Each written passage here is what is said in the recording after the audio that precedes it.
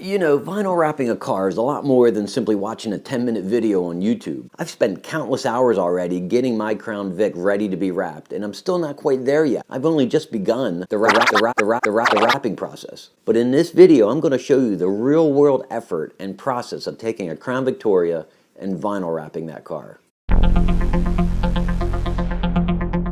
Alright, I ordered the vinyl wrap through Metro Restyling in November, and it took about 2 weeks for it to arrive.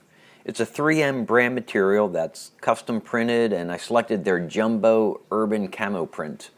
Since my P71 has so many blacked out features like the grille and door handles and mirrors, I wanted the wrap to integrate elements of the black into it. But after 11 years of neglect, the paint on my Vic was in no condition to accept the wrap.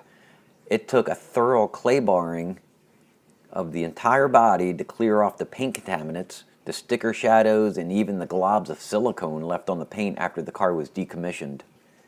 I followed up with buffing using a medium grit compound and a purple foam pad, then a second buffing using a polish and a softer foam pad. Afterwards, it took 2 washings with dish detergent to get any compound and polish residue off the paint.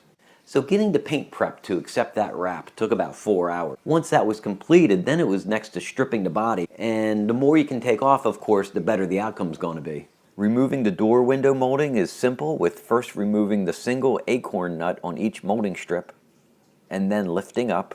The weather seal between the door and the body pulls right up and removes easily. The door panels removed easily too by first removing the Torx bolt at the inside door handle, then prying up on the switch plate and disconnecting the wiring harness. The door panel is lifted straight up and out of the way. The front door panels have 3 additional screws, but removed the same way too. I wanted to remove the outside door handles to make for a better finish and less vinyl cutting. These handles are riveted to the body.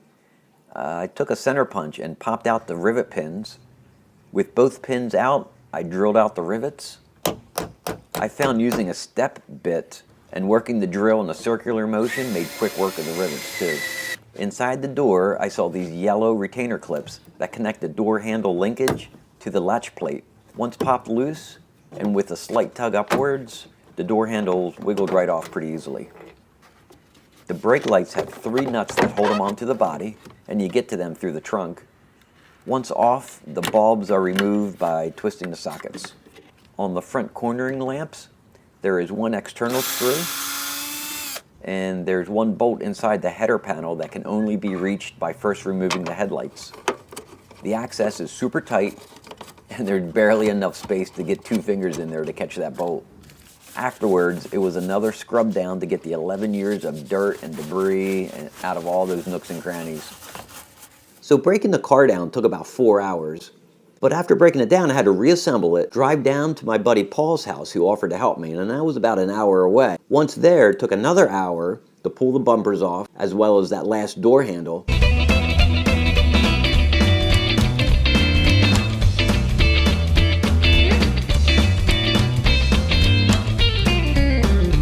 Once at Paul's shop, there were almost 24 bolts and plastic clips that held the front and rear bumper to the body. Oh, and once that outside door handle was removed, be sure to lower the windows on the car. So when you want to reopen those doors, you can simply reach inside the car, tug on that door handle linkage inside the body cavity. I made 2 wipe downs of the roof using alcohol to make sure there's no wax or dirt left on the surface. Alright, at this point we were ready to start the wrap, and frankly, I was really nervous. And I really didn't want to make that first cut in the vinyl after spending $1,000 for it. But here's the moment of truth. We peeled off the backer, off the vinyl, laid it down, and started pulling and shaping. I found there's at least 10% of stretch in the material before it starts to lose its color and blemishes.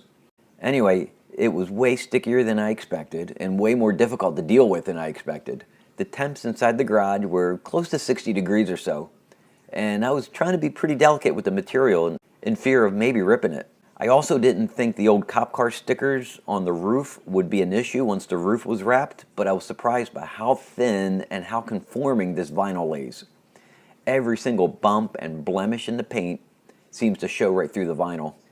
So after more massaging, squeegeeing, and cutting, this is what our first attempt at vinyl wrapping the roof looks like. absolutely it needs to be reworked. But I feel good that with more massaging and with some heat, we can get those wrinkles and bubbles out and get the surface to look more like glass. So Paul and I spent 3 hours working on that roof. And frankly, the outcome was just downright lousy and frustrating and disappointing. But with my team in the Super Bowl this weekend, I'm going to channel the skills and finesse and hands of my favorite Eagles player, Brian Westbrook. We're going to tackle the trunk lid and the sides, and I know without a doubt we're going to hammer this and make it right. So stay tuned for part 2 of this video that's going to be coming up shortly. And as always, thanks so much for watching.